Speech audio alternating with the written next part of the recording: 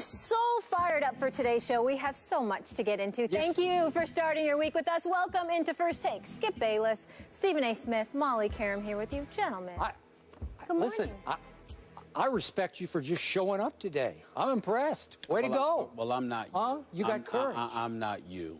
I get my comeuppance today. This was not a good weekend for me. So I have to come in here and eat crow on several.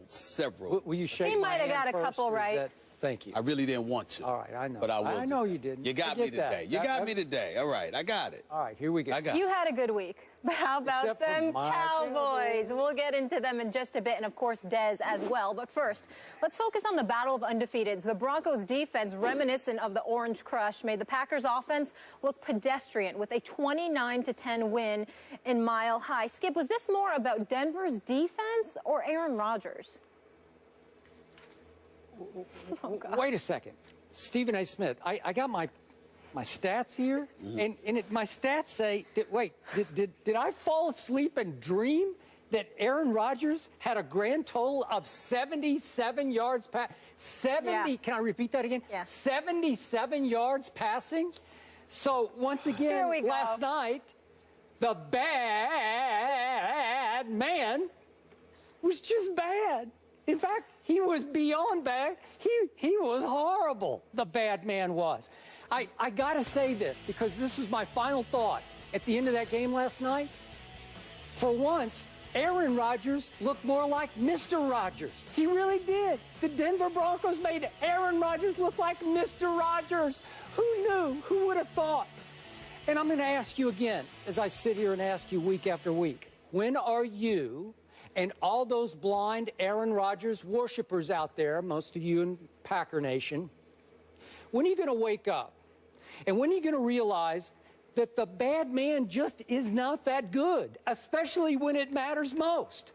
Now, again, for perspective, the bad man did go on one miraculous road team playoff run, a wild card run through the playoffs that consisted of winning at Michael Vick in Philadelphia when he was really shaky, at Matt Ryan when he was really shaky, and then at Jay Cutler when he wound up on the bicycle in the second half. Your favorite game off which to ridicule Jay Cutler. Those are the three games Aaron Rodgers won to get to a Super Bowl in which Troy Polamalu was not able to run on his bad hamstring, and during which Aaron Rodgers' defense was sensational and did a number on Big Ben in that Super Bowl. So that was a long time ago. And since then, your man Aaron Rodgers is 2-4 in the postseason. And as of last night, Aaron Rodgers on the road in primetime games, nighttime games, he fell to 3-9 on the road, primetime, 3-9 for the bad man who was just bad. So the point is, he can front run at Lambeau Field. We know that. And most of their games are at Lambeau Field because they play about three-quarters of their games at home. But you make him play away under the lights, and Aaron Rodgers melts. And look, I realize the Denver Broncos have the best pass rush in pro football. There's no doubt about that. But again and again, Aaron Rodgers' offensive line did give him enough time to stand in the pocket and make one read and throw it to one receiver, just the way Tom Brady is constantly forced to do behind that makeshift, least experienced in the NFL offensive line of New England's. But again and again, Aaron Rodgers stood behind his offensive line, and he tap danced like the late, great Gregory Hines. He did. He tap danced. They kept him in the pocket. They would not let him loose, and he tap danced like the late, great Gregory Hines. I've never seen anything like it before. Aaron Rodgers does not belong in the same sentence with Tom Brady, so I strike the sentence I just uttered because it doesn't count. He doesn't belong in that sentence. Last night, Aaron Rodgers was badly outplayed by a washed-up, quote-unquote, Peyton Manning, who, by the way, looked a whole lot like Peyton Manning to me. As I keep telling you, I think he's just fine. So, bad indeed, Stephen A. Smith. What do you have to say for yourself? Well, I'm willing to concede it was a god-awful night by the Green Bay Packers. Could y'all turn that video off, please, while I'm talking? Let me be very, very clear. It was a very bad night by the Green Bay Packers. They were absolutely pathetic and god-awful. They got completely outplayed and embarrassed on national television. All of that is true. But, Skip Bayless, I'm here to tell you I am not willing to concede what you have conceded about that bad man that is Aaron Rodgers, who undoubtedly had the worst night I've ever seen him have in all my years of watching him. There is no question about that. It was anemic. It was pathetic. It was awful. He passed for 35 yards, I think 37 yards, I'm sorry, in the first half. He only attempted 12 passes in the first half. He finished the game only attempting 22 passes, completing 14 for 77 yards. All of those things were embarrassing, but unlike you, who sits there and uses every little nugget that you can to just jump on the people that you want to jump on while you try to defend the people that you want to defend. Okay. I'm going to sit here and be fair. Oh, you are? I'm going to be fair. and just. And I'm going to be fair Like and you are honest when my Cowboys lose. And Yes, that kind of unbiased. fair. And Yes. well, I'm a Steelers fan, first of all, and I root for the New York teams. I don't root for Green Bay. I root for Aaron Rodgers. I realize Let me be very, very clear.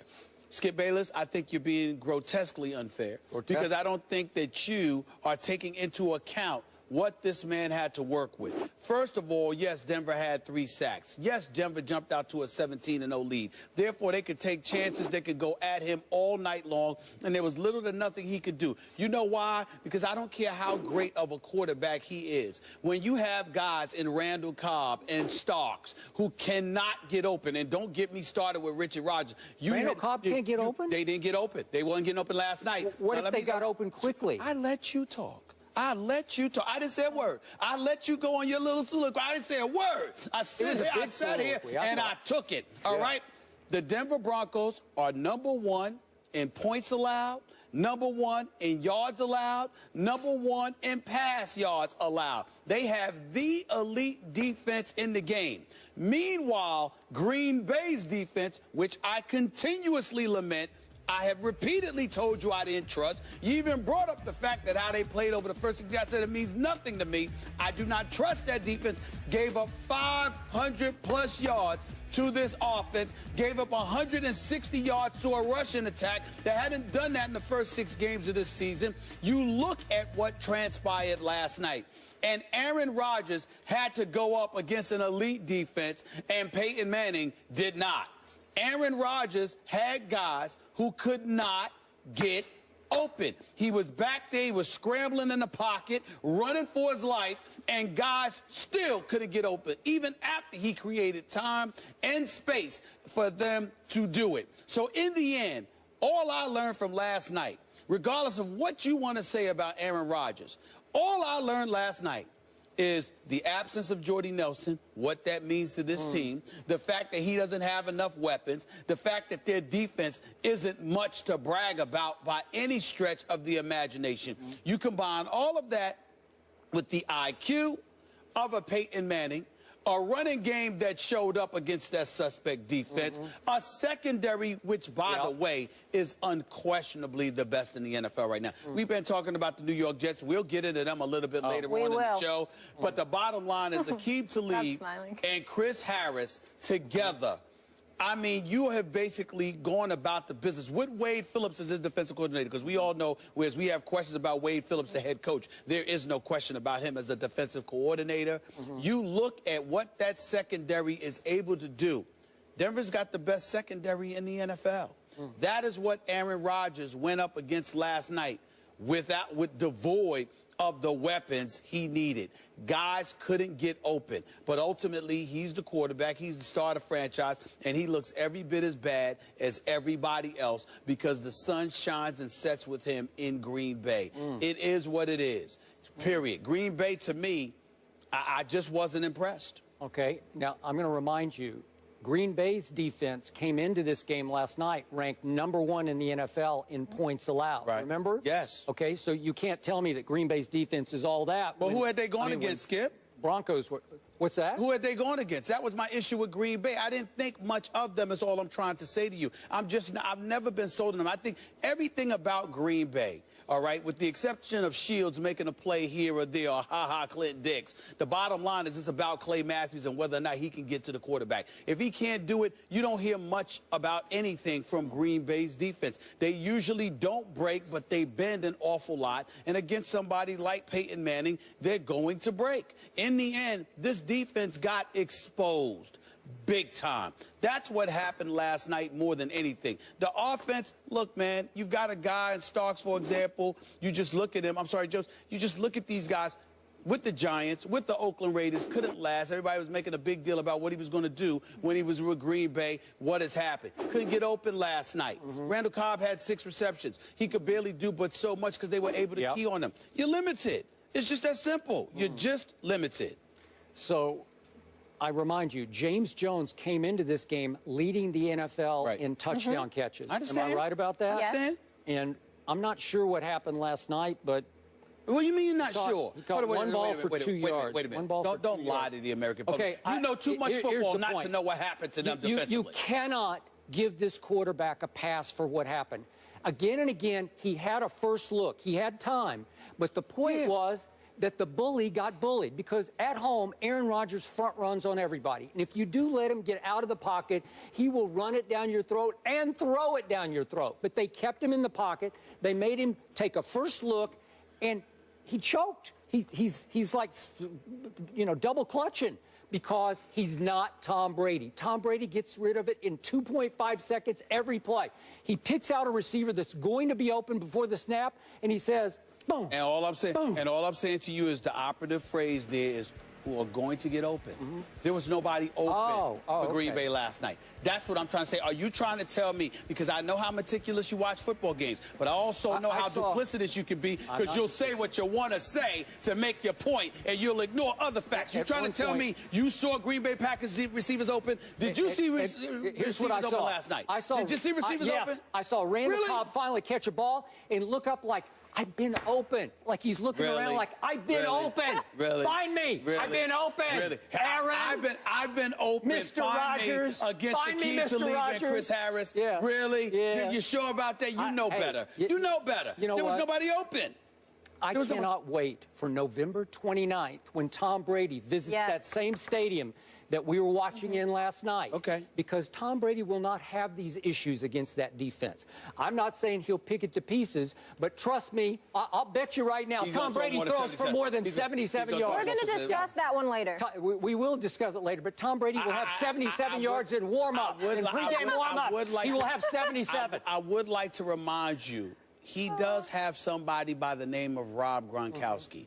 And when you have the best tight end in football who forces you to suffocate the middle to some degree, and you can't cheat on the outside the way you can against most teams, that does go a mighty long way. And I'm not taking away anything from Amendola or Julian Edelman, because I know that they played effectively with Tom Brady as their quarterback. What I'm saying to you is this.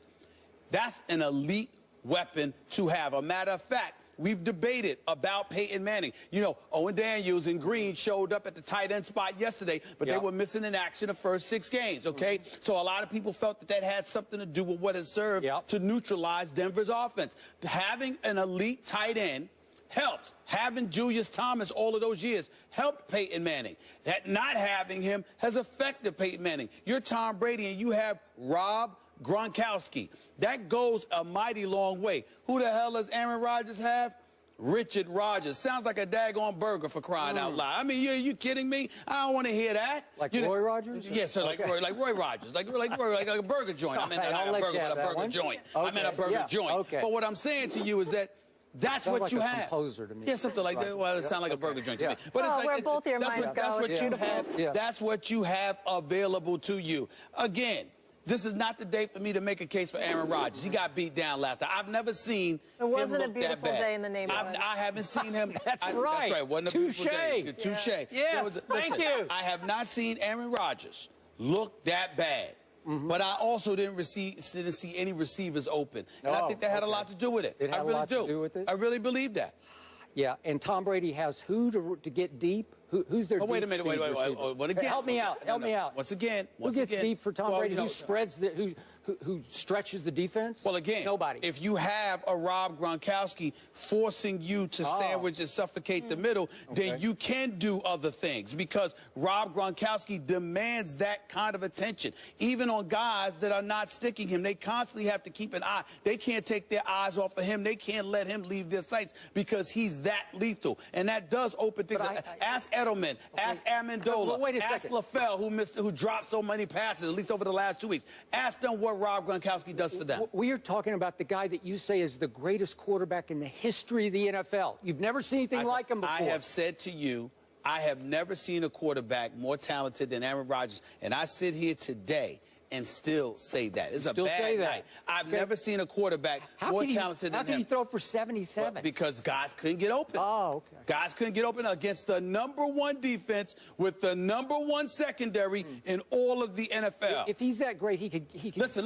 You have said Aqib Talib is great during the regular season. You worry about his durability and his reliability come postseason time. You've praised Chris Harris. We know how elite those dudes are. With the TJ Ward and the rest of the crew up in there, look, they can ball, man. Their defense is no joke. And now that they've got Wade Phillips, that helps even more. I mean, Gary Kubiak's got to be the luckiest man on the planet. Mediocrity in Houston, coaching the team, and you land in Denver with that. I mean, it's unbelievable. Yeah, listen, only in America, but it is what it is. Okay. Aaron Rodgers got beat down last night. Last 2 quick points. Period. Tom Brady throws open his receivers. That's what Aaron Rodgers should have done last night.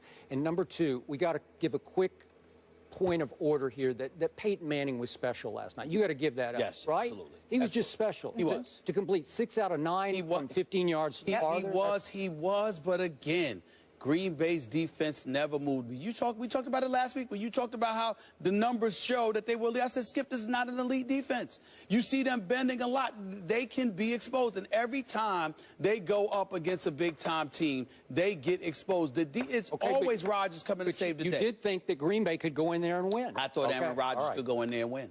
Rodgers has now lost 9 straight on the road against teams with winning records. To Skip's point, his last win was December 16th, 2012 at the Bears. You talk about boom, boom.